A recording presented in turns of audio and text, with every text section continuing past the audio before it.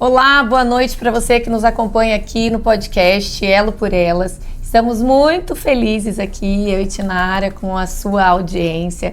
Hoje estamos aqui com a Juliana Androlage, ela que é doutora em enfermagem e ela é uma constante estudante como que é? Fala aí você. Do cuidado familiar. Do cuidado familiar em profundidade. Então é um tema maravilhoso que nós aqui vamos explorar junto muito com vocês. Então fica ligadinho aqui. Obrigada. Seja bem-vinda. Por estar aqui conosco, dividindo o seu conhecimento. Seja bem-vinda. Eu que agradeço a oportunidade de estar aqui, tendo essa troca tão especial e tão necessária, né? A gente fala tanto de tanta coisa na internet e os temas relevantes às vezes ficam esquecidos, né? Então eu acho que é muito importante a gente destinar aí algum tempinho. Olha, ela que já chegou dando presente pra gente. Olha que lindo este livro. Verdade.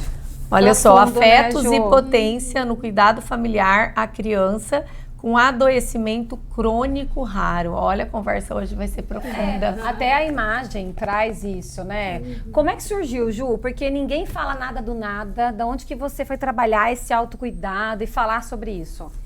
Então, eu sou enfermeira de formação e desde 2009 eu trabalho com pesquisa, né? Comecei com uma iniciação científica, aluna de iniciação científica, e fui cada vez mais me aprofundando em como as famílias cuidam dos seus filhos, dos entes adoecidos da família, às vezes dos idosos. E ao longo de todos esses anos, eu fui me apropriando de autores, fui mergulhando cada vez mais nessa temática e fui me apaixonando também. E aí eu me tornei mãe. E depois que eu me tornei mãe, eu já estava eu terminei o mestrado, estava trabalhando, me tornei mãe. E ia seguir a carreira da docência. Eu não tinha coragem de deixar meu filho em casa para eu ir trabalhar, sabe? Doía no meu coração e eu queria ficar com ele e resolvi ficar em casa. E esse cuidado que as mães fazem pelos filhos me atravessou como pessoa mesmo. Então, eu acho que isso me transformou também, sabe? E aí eu meio que revisitei tudo aquilo que eu estudava na teoria e vivi um pouco na própria pele também. Só que é claro, né? Eu estudava crianças que tinham adoecimentos raros e o meu filho não tem. Mas a sobrecarga que eu via naquelas mães, que era tão intensa, quando eu tive algo que não chegava nem perto daquilo, né? As exigências, as demandas de uma criança saudável não exigem tanto assim da gente, né? E as crianças que aquelas mães cuidavam exigiam bastante delas. Então eu meio que entrei num processo de ressignificar muita coisa em relação ao cuidado, sabe? E aí eu fui mergulhando cada vez mais. Quando eu resolvi que eu não iria voltar a trabalhar como professora, eu era professora universitária, eu decidi que eu ia fazer doutorado. E aí estudei para o doutorado, passei, e no doutorado eu mergulhei mais ainda nessa questão do cuidado. Tive minha segunda filha, terminei o doutorado, aí eu falei, o que eu vou fazer com tudo isso que eu estudei, né? Porque eu quero trabalhar de uma forma que eu esteja presente dentro de casa também. E aí eu resolvi vir pra internet. E tô aqui falando foi assim que de ela cuidado. Foi assim que eu te achei. Ela falou assim, gente, deixa eu falar com essa menina porque ela tá numa palestra. Como é que você falou de mim? Eu vi você no TEDx. Aí eu falei, olha só, essa menina tá no TEDx. O que será que ela fez pra chegar aí no TEDx? Será que eu consigo um dia subir aí nesse palco e falar de cuidado aí no TEDx? Porque eu acho que é um lugar muito importante pra gente trazer esse assunto. Né? Aí eu falei, deixa eu ver quais são os caminhos das pedras. Vou mandar uma mensagem aqui pra ela. Deixa eu conhecer. Pra você ver que a internet aproxima. Né? Se você não tá no digital, você não consegue estar próxima das pessoas, Sim. né? A avenida mais movimentada. E sabe uma coisa? Eu tenho uma longa carreira dentro da universidade, mas fora da universidade, eu tô conhecendo agora, sabe? Porque dentro dos muros universitários, a gente falar de temas importantes, tá todo mundo ali pronto para te ouvir. E tá todo mundo ali querendo saber e falar também. E discutir, Quando a gente sai da universidade, pelo menos eu dentro da internet, no Instagram especificamente, parece que eu tenho que ficar assim, gente, olha aqui, é importante o que eu tô falando, sabe? Eu não tô falando uma besteira, olha aqui, às vezes sai ali, eu acabei de usar essa estratégia, inclusive. A Virgínia, não sei o que lá. Gente, vocês viram que a Virgínia não sei o quê, mas olha só, você sabia que tem uma coisa muito importante que a gente tem que pensar, sabe, pra puxar? Então, eu percebo assim, eu sempre tive essa inquietação. Dentro da universidade, a gente está falando de coisa muito importante. A gente está falando de como se constrói a sociedade. A gente está olhando para a sociedade, vendo problemas, querendo melhorar, sabe? Pensar melhorias. Mas no mundo, essa conversa não está muito forte, sabe? Não tem muita gente querendo ouvir isso ainda. Às vezes não tá atento pra isso. Não tá atento pra isso. Tem muita coisa naturalizada. Tem muita mulher sofrendo com violência doméstica dentro de casa, ficando em silêncio. Tem muita mulher que quando fala é julgada. Até porque ela nem sabe que isso é uma Talvez violência. ela nem saiba Muitas nem que sabem. isso é uma violência. Acredita que é normal, né? Confundem isso. É porque meu marido é muito ciumento. Ou é porque ele me ama demais. Sim. São questões que as mulheres que estão estudando sabem, mas nem sempre isso é colocado para fora da universidade, sabe? E eu acho que é muito importante. E eu tomei isso como um compromisso meu também, de trazer para o mundo aquilo que eu estudei na universidade, sabe? Que eu acho muito importante e que é transformador de vidas. E fazendo isso na internet, inclusive, eu conheci gente de outros lugares do Brasil. Então, a internet é muito potente, né? Sim. O Instagram é muito potente. Eu quero ir pro YouTube também. Que é onde você vai ficar pra sempre, viu? É atemporal. E eu não preciso ter a preocupação de ficar falando, gente, presta atenção em mim, entendeu? Porque no YouTube as pessoas entram pra estudar. No YouTube então. as pessoas não quicam. Sim. Você faz uma live no YouTube, se entrou 20 pessoas, elas vão ficar até o fim. A não ser que ela vai sair e fazer uma coisa importante. No Instagram, como a mensagem o tempo todo tem alguma coisa acontecendo, a pessoa quica, ela sai da sua live e volta pra sua live. Ela sai da sua live e volta pra sua live, né? Eu brinco de falar, isso aqui é uma coisa que eu falo. Eu falo assim, no Instagram, as pessoas estão fazendo a sua vitrine. Oi, eu sou isso. Aí no YouTube, elas ensinam. É isso aqui que você pode comprar de mim, é isso que eu faço por você. E no TikTok, elas falam, agora me conheça na minha essência, que eu sou essa bagaceira toda. Vamos dançar comigo, até me chama. É mais ou menos isso, né? Cada rede social tem o seu tipo de conteúdo. Eu preciso dançar, né? Importante, Conforme todas a são música. importantes. Todas são importantes. Mas eu, por exemplo, não caio em polêmica e não entro em polêmica para ser vista. Não consigo, não acho que precisa fazer isso. Sim. Eu acho que isso aí cobra muito esforço da gente por uma coisa que você não vai sustentar. Daqui a pouco você fala, que saco, eu não aguento fazer esse tipo de gancho. Eu quero simplesmente pegar o microfone e falar. Essa aqui, um dia que fez um vídeo na piscina, super despretensiosa, o vídeo teve um super alcance, trouxe muitas pessoas, né? E às vezes quando tá arrumado, eu falo sempre assim que, né, eu nem sou boa para essa área de marketing, é ela que é dessa área. É boa, sim. Mas assim, eu não sei nem legendar vídeo. Taína, mas é porque você não quer aprender. Ela vem e me ensina, mas assim, eu não sou para essa área. Fala, pelo menos. Mas assim, eu gosto de falar, eu pego e falo, não tenho vergonha. Mas assim, eu percebo que quando você fala com o seu coração, não que os outros vídeos que são bonitinhos, que eu mando editar, não são feitos com o coração. Mas eu acho assim, quando você tá ali, você fala alguma coisa, não espera, como Tinara sempre fala, antes feito do que bem feito. Porque às vezes você vai esperar a melhor luz, a melhor roupa, a melhor maquiagem, né? E esse vídeo que ela tá falando, foi um vídeo que eu tava olhando as crianças na piscina à noite, sem luz, tipo no meu prédio, assim, sabe? Numa penumbra. E eu tava de uma pituca no cabelo, nada a ver, zero maquiagem. E eu comecei, eu tinha lido um negócio no Instagram e eu fui falar sobre isso, né? E o vídeo era grande, inclusive. As pessoas gostam. E as pessoas, né? Então, assim, realmente, você falar para quem quer te escutar. Sim. Né? Eu falo pra Tinara, perdi tantos seguidores. Ela fala, que bom. Eu que falo. bom que você perdeu. Porque vai ficar com você a comunidade que quer te escutar. Né? Então é isso, às vezes você não precisa ficar, oi, né? Você que eu falo, nós todos, né? Me escuta aqui, o que eu tô falando é relevante. O que a gente fala é relevante e a gente vai atingir quem precisa daquilo. Sim. Se são 100 pessoas, imagina, são 100 pessoas prestando atenção naquilo que a gente tá falando. E quanto mais a gente fala, mais esse discurso ganha força, né? Isso aí também é importante. Nós precisamos uns dos outros também, né? Pra gente colocar essa voz do mundo. Por isso nós estamos aqui no podcast, né? Porque uma colabora de um jeito, dando voz. Ju, eu quero que você fale do adoecimento crônico raro. Explica pra gente, que esse tema aqui é muito forte, meu Deus do céu. Como é que é isso? Eu fiz parte de um grupo de pesquisa que estudava pessoas com adoecimento crônico raro. A experiência de se viver esse adoecimento.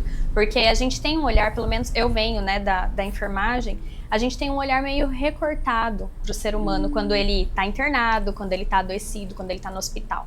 E eu tive a sorte, assim, de cair num grupo de pesquisa que nunca olhou o ser humano recortado, mas sim na sua inteireza, sabe? E aí a gente estudava essa experiência do adoecimento. Como era pra mãe cuidar daquele filho daquela maneira? como era para, às vezes, a filha cuidar da avó, da mãe também, que, né, é muito corriqueiro acontecer isso também, os idosos precisarem de cuidado e alguém dentro da família tá assumindo, né, essas responsabilidades. Então, eu olhava para o cuidado, eu sempre ia, né, visitava as famílias, olhava para o cuidado, mas não com um olhar biomédico, mas com esse olhar de compreender mesmo a experiência humana de cuidado. E eu acho que isso aí me fez ser menos julgadora, sabe? Claro, porque eu né? tenho sempre... Eu tenho isso na minha cabeça agora, que meu marido fala, você não gosta de julgar, você não gosta de julgar. Eu não gosto mesmo. Não me sinto boa nesse lugar, sabe? De julgar. Que bom. Porque eu acho que eu devo ter aprendido isso ao longo da minha experiência aí com pesquisa. A gente sempre olhava para o outro com respeito pela história dele, sabe? Então eu tenho um profundo respeito pela história das pessoas, assim, sabe? Isso te ensinou muito, né? E todo mundo tem algo a ensinar a gente. Então, independente de que lugar essa pessoa ocupe e do que ela está fazendo, se ela é bem-sucedida ou não, todo mundo tem alguma coisa para ensinar, sabe? E uma coisa importante, se a gente conseguir prestar atenção, né? Se a gente ter os olhos de ver aí, né? Estiver atento a isso, né? Despertos, né? Você vê que ela fica até emocionada falando disso, você percebeu? Porque me fala tocou, dela a minha brilha. história, né? Jô. E como que você chegou na enfermagem primeiro? Então, menina, essa história é engraçada. Eu não tinha na minha cabeça que eu ia fazer enfermagem. Eu conheci meu marido quando eu tinha 15 anos. Meu pai tinha recém-falecido. E o meu marido chegou, assim, ele não chegou meu marido, lógico, né? Meu namoradinho. E ele queria muito fazer medicina. Ele ficava na minha cabeça, vai fazer medicina, vai fazer medicina. Só que eu tinha uma questão, meu pai tinha falecido, eu venho de uma família muito pobre, a gente sempre teve muita dificuldade financeira, real, oficial, assim. E o meu pai tinha falecido, a gente ficou numa situação muito difícil, tanto financeiramente quanto emocionalmente. E a minha mãe tinha uma pensão do meu pai. E nessa pensão vinha um valor X para minha mãe, um valor X para mim, um valor X para o meu irmão. E eu tinha direito, acho que até 21 anos, receber aquilo se eu estivesse na universidade, se eu estivesse estudando. E aí eu pensava assim, eu não posso reprovar no vestibular, eu preciso passar. E eu meio que pensei assim, cara, tá muito difícil passar na medicina, eu vou tentar na enfermagem, porque a lista de concorrência era um pouco menos concorrido. Só que ainda assim era bem concorrido, eu fiz na UFMT, né, era bem concorrido também, mas eu não quis correr o risco de não entrar e fui pra enfermagem.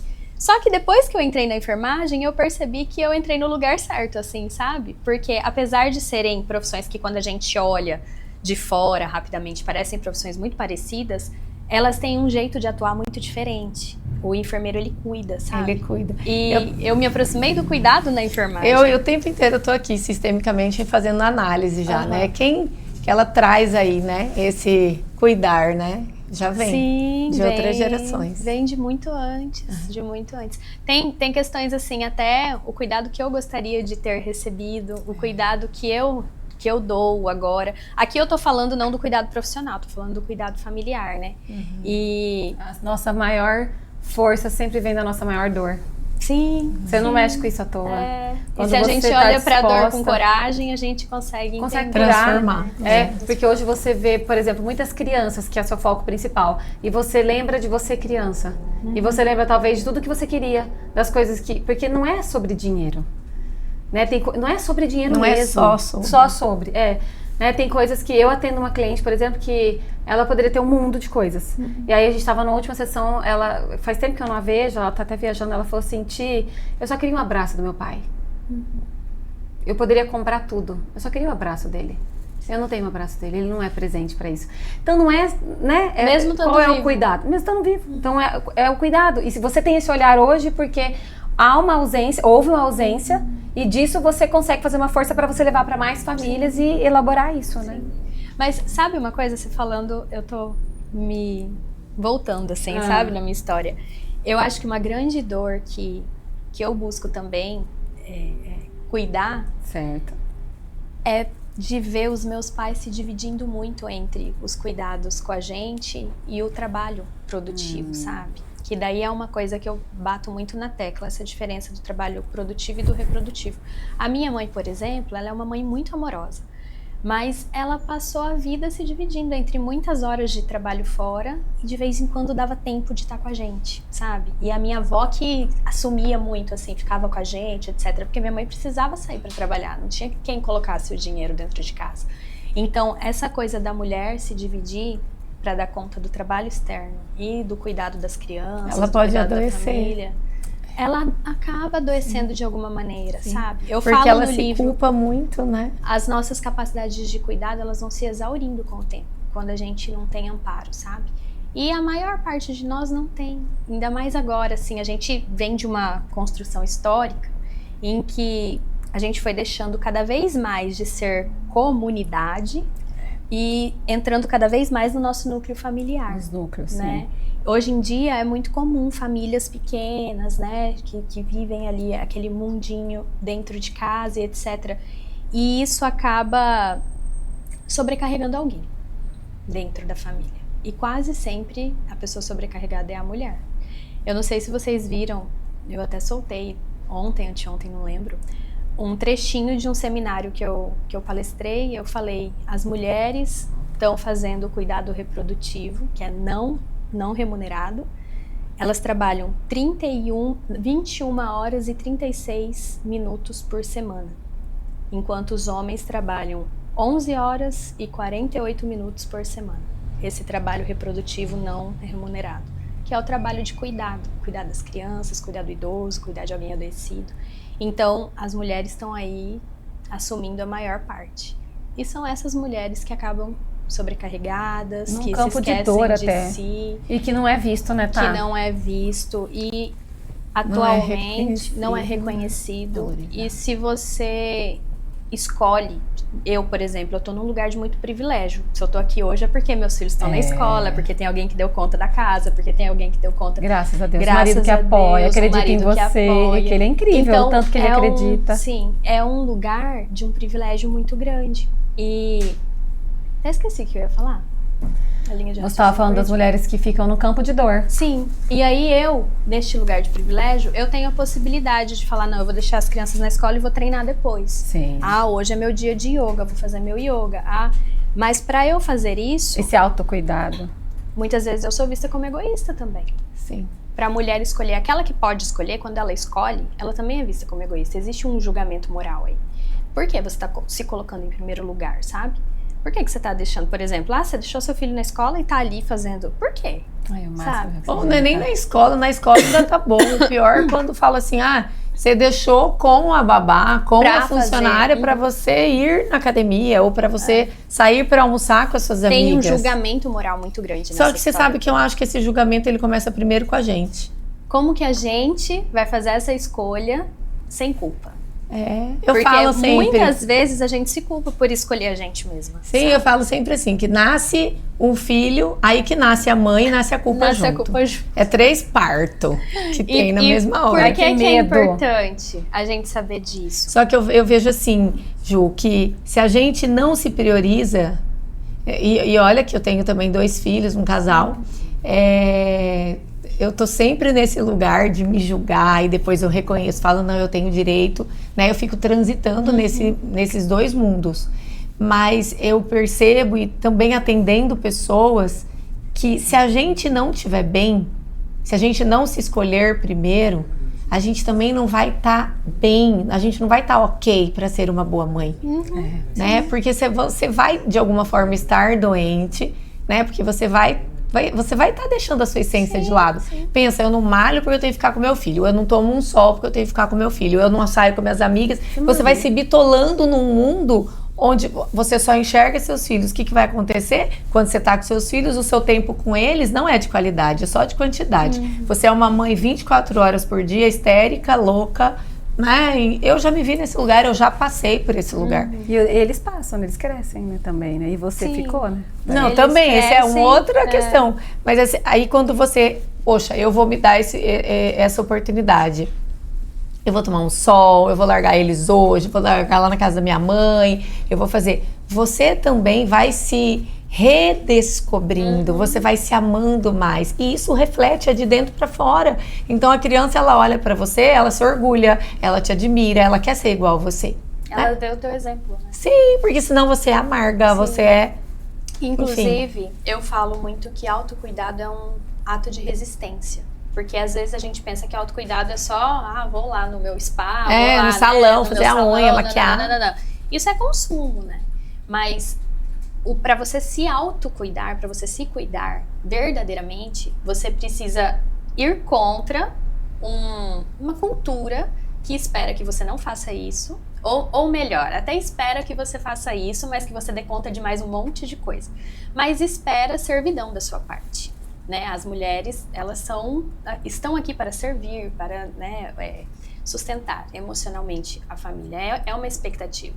Então, quando você escolhe se priorizar, se colocar, né, como protagonista da tua própria história, você precisa resistir a essa cultura e você precisa abrir um espaço na sua rotina para encaixar esse compromisso teu com você mesma.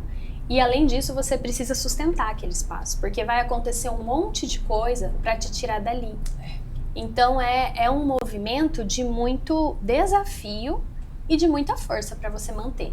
Eu me lembro quando eu comecei a me dar a oportunidade de treinar à tarde. No começo eu pensava assim, nossa, eu tô muito dondoca mesmo, cara, que madamice treinar à tarde, sabe, coisa assim? Aí depois eu falei, não, eu posso fazer isso. É a hora que encaixa pra você, não é? Porque daí eu vou, por que eu não posso fazer isso com o meu tempo? Se isso faz bem pra mim, emocionalmente, e se isso também vai repercutir no cuidado que eu ofereço, porque vai repercutir. Só que tem uma coisa que eu acho que a gente tem que ter bastante cuidado também, é que a gente não tem que cuidar da gente só pra gente ter a funcionalidade de cuidar do outro preservada. A gente tem que cuidar da gente porque a gente é genuinamente merecedora desse cuidado. Olha o merecimento aí. E aí, às vezes a gente cai nessa também, né? Tem que cuidar da mente, porque senão você não vai ser uma boa mãe. Você tem que cuidar... Também é verdade, mas não é só por isso. Como que é que fala assim... Estou cuidando de mim para poder cuidar dos meus, né? É bonito, mas não se baseia só nisso. Na verdade, né? isso não deveria ser o impulso inicial de cuidado. Deveria ser o teu auto-amor. Porque eu me amo, essa vida é única, né? É a única oportunidade. Se valoriza. Mas ao longo da nossa criação, de um modo geral, tá? Não estou falando de uma história específica, mas a gente tem muito isso, de meio que de desvalorizar a gente e valorizar o cuidado ao outro. A gente aprende isso muitas vezes, né? A gente aprende, senta bonitinha, a gente aprende, não grita para não incomodar, a gente aprende, né? Ser mais controlada, ter os nossos impulsos mais controlados, ser mais compreensiva com o outro, ser mais resiliente. De um modo geral, isso não faz tanto parte do jeito que a gente ensina os meninos, né? Os meninos, eu me esforço muito para ensinar isso pro meu filho, e ele tem uma tendência a ser mais compreensivo também, mas de um modo geral, a gente ensina os meninos a serem mais dominadora, conquistar o espaço deles, a ir pro mundo, crescer e construir as coisas. A gente ensina isso. E isso é muito importante. Eles precisam fazer isso. Só que a gente tá trabalhando em dois extremos aqui. A gente ensina isso pros meninos e ensina o extremo oposto pras meninas. A gente pode equilibrar um pouco essa balança, sabe?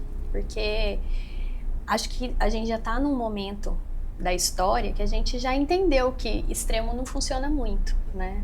A gente já viu, já deveria ter aprendido algumas coisas aí e saber que o equilíbrio, né, é o que faz a gente caminhar por mais tempo aí, de uma maneira mais saudável, digamos assim, né? Eu ficava aqui horas escutando, né, porque eu acho que muita mãe precisa, né, eu que não sou mãe ainda, vou aprender muito com você. Você hoje pode fazer o quê pelas mulheres? Que elas podem te buscar e o que elas podem encontrar na Juliana? Porque hoje você tem eventos, eu sei que você faz evento, tem palestras, tem muita coisa acontecendo e vai acontecer mais. Mas assim, se uma pessoa hoje gostar do seu trabalho, você tem como vender alguma coisa? Eu vou fazer o primeiro encontro, o primeiro não, é o segundo. Eu fiz um primeiro, mas agora mudei de nome, porque agora eu quis dar o nome de Se Cuida Mulher. Certo. E a gente vai ter um encontro no dia 30 de novembro, para ser assim, uma tarde de autocuidado, sabe? As mulheres que tiverem interesse em dar uma pausa no vucu-vucu do cotidiano e tá com a gente nesse momento, vai ser muito importante. Eu vou fazer uma oficina de bricolagem emocional. O que é isso? Bricolagem é uma técnica que eu me aproximei no mestrado, inclusive. A gente faz, sabe o Faça Você Mesmo? Do it yourself? A gente parte Legal. meio que dessa ideia, mas eu vou trabalhar emoções. Então, vai ter lá uma mesa com várias coisas, pra não dar spoiler, né? Vários materiais. E as pessoas vão utilizar, as mulheres vão utilizar daqueles materiais para se expressar emocionalmente. E depois a gente faz um momento de yoga também, com a minha amiga Rá, que é a minha instrutora de yoga. Uma prática restaurativa, assim, pra gente ter um momento bem de conexão mesmo. Tanto com as nossas emoções, quanto com o nosso corpo também. Mas fora o evento, Ju, você consegue ajudar? Você consegue dar uma mentoria pra pessoa? Consigo. Porque às vezes a pessoa precisa de um passo a passo junto com você. É possível? É possível. Porque inclusive, eu tô elaborando esse projeto. Por também, favor, né? Pra gente ter grupos de mentoria de mulheres, pra gente poder caminhar juntas, né? E eu acho que isso se cuidando muitas no cotidiano. precisam. Sim. Até porque tem umas que não têm essa consciência e ao ouvir você, isso vai acender nelas, e outras que já têm a consciência, não sabem onde buscar um campo seguro pra não ser julgada, e às vezes ela vai precisar fazer isso escondido Sim. das pessoas Olha, de casa. veio aqui, eu tenho uma amiga, assim, não é tão amiga, mas uma amiga, que ela tem um filho autista e ela se sente muito culpada de fazer as coisas na vida dela. Super ativa, nova, e ela se sente muito culpada de, E sabe, a de vida pegar vai e falar passando. assim, eu vou ali no Marralo almoçar com as meninas, sabe? Mas o fulano, né, a terapia, não vou mandar o motorista com a babá, eu que vou levar. E aí não se Difícil, permite, né? Eu tô dando, assim, um exemplo. Quantas mulheres estão nesse Se lugar? deixando, né? Tem muito. Né? Não que isso não seja lindo e não tenha o seu valor, mas que isso não seja maçante para essa mãe, né? Que não seja algo que ela não possa delegar vez ou outra, né? Que ela se sinta confortável em que alguém faça por ela, né? Que ela consiga se priorizar. Até porque uma coisa que a minha consigo mesmo. Sim, uma coisa que minha mãe falou para mim uma vez e que cabe em tudo, assim. Eu sempre trago isso comigo. Ela falou para mim assim: e se você não tivesse mais aqui? Como que ia ser? O que ia acontecer? Só isso. Ah, porque meu marido, porque não sei o quê. E se você não tivesse mais aqui? Ah, mas e se eu fosse, se eu não fosse? E se você não tivesse mais aqui? Ia ser, as coisas iam acontecendo. Como que ia ser sem você? Ia ser. Iam sobreviver. Então, haja, vez ou outra, como se você não estivesse aqui. Boa. Então, assim, eu trago muito isso. Às vezes eu me pego assim, eu falo, gente, mas e se eu morresse? Se eu não estivesse mais aqui? Ou se eu estivesse viajando, se eu estivesse fazendo um curso? Ia todo mundo entrar em colapso nessa família. Não, Ninguém ia fazer mais nada. E não é. E por isso, assim, você trabalhando nessa área, o tanto que é importante você, isso, né, uma mentoria para mães, né, cuidadoras, Sim. que estão nesse lugar, que precisam, desse respiro, Já vamos né? lançar aqui nesse podcast essa mentoria, entendeu? De Ju. Vamos Se cuida, organizar. mulher. Se cuida, mulher. E que vai virar essa mentoria, pode ser individual, pode ser em grupo, Sim. olha só. Vai, nós estamos eu batendo tenho nessa tecla. essa ideia, né? Até foi Tira do uma papel. ideia. Temos que colocar em prática o quanto antes. Vai acontecer. Ju, maravilhoso estar com você. Eu acho que muitas pessoas que estão nos assistindo precisam e merecem, sabe, te ouvir e estar com você. Eu fui falar de você pra minha irmã, eu falei assim pra ela, pensa uma pessoa que faz mais ou menos o que você faz de um outro jeito, falei assim pra ela. Falei, e ela, você vai ver que o mundo precisa dela. Falei assim, né, tá? Porque ela tem um outro olhar, porque esse olhar seu do cuidado, do carinho, do amor, você precisa passar isso pras pessoas e as pessoas precisam acessar isso também, saber que não há culpa. A gente se sente culpado o tempo todo, em qualquer movimento. E não há culpa, há um cuidado que é necessário pra gente poder viver e transbordar no outro, né? Partindo disso, eu vou deixar a Taína finalizar com uma pergunta-chave de ouro. Eu ia falar. E aí, depois da pergunta, você deixa uma mensagem Naquela naquela câmera. câmerazinha. Mas responde aí a perguntita. Então, Ju, você hoje, quantos anos você tem? Eu vou fazer 35. Olha dia que 8 de novinha. novembro. Novinha. Ai, me senti bem. Então, você com 35 anos hoje, né, com essa mulher com essa maturidade, com essa visão, o que você diria para sua criança? Eu não sei qual idade tem a sua criança. Agora, se você fechar o olho, ajude 1 ano, 5, 3, 7, 14, 15, quando seu pai faleceu, pré-adolescente, enfim, não sei, mas essa Ju pequena, e hoje você encontrasse com ela, o que você, com 35 anos, falaria para ela? Eu acho que eu diria, você merece ser cuidada, respeitada e a sua voz tem valor. Ah, que lindo. Sua voz tem valor, né? Muitas pessoas ainda vão se aproveitar disso, né? Muitas Ai, pessoas engasguei, gente, tá? Bota a cara no sol. engolem o choro e não só o choro. Muitas pessoas engolem a fala, engolem os desejos, os sonhos. Então você mulher, ou você homem também, né? Ajude sua mulher. Que está aqui nos assistindo. Permita que o outro fale, seja quem ele quer ser. E você que não tem coragem, né? Que tá aí entalado. Essa vida é única, né? Desentalhe. Ju, deixa sua mensagem. Para aquela câmera. Sim. Ai, primeiro, obrigada por esse momento, gente. Amei Nós essa amamos. Nós conversa. também. E que Ficou a gostinho gente de queremos possa... mais. Ai, que delícia. Vamos ter outros momentos Vamos. também. E que a gente possa caminhar como sociedade de uma maneira aí construindo um cuidado mais equitativo, mais equilibrado, mais respeitoso e vamos crescendo como humanidade. Obrigada pela sua participação. E se você aí se sentiu tocado também com essa mensagem, né, tá? Nós estamos aqui todas as quartas-feiras trazendo não só mulheres, mas pessoas extraordinárias. Elos que trazem uma mensagem nova para você acreditar que você pode, que você merece, que é possível. Começa de onde você tá hoje, sabe? Todos os dias a gente pode fazer algo diferente, começar de onde a gente tá. Às vezes você vê alguém, você olha e fala, nossa, olha a Taína, já tá fazendo tanta coisa, Juliana tá fazendo tanta coisa, a Tinara. Não, percebe o seu estado, sente o que você tá vivendo aí, começa hoje com o que você tem, só não para. Só não para porque a sua história também pode movimentar vidas, assim como a gente está trazendo, né, muitas histórias. Fica ligadinho aqui, se inscreve no nosso canal, não esqueça de curtir. O que mais, tá? Comentar. Compartilhar. Isso aí. Porque se você não fizer isso, essas entrevistas que a gente traz aqui e a gente faz esse programa com todo amor e carinho, ele vai ficar aqui para poucas pessoas. Então ajude a gente a divulgar, porque esses elos, né, eles inspiram e conectam. Com certeza alguma coisa você vai tirar de cada entrevistado que a gente traz aqui. Obrigada. Até a próxima. Uhul!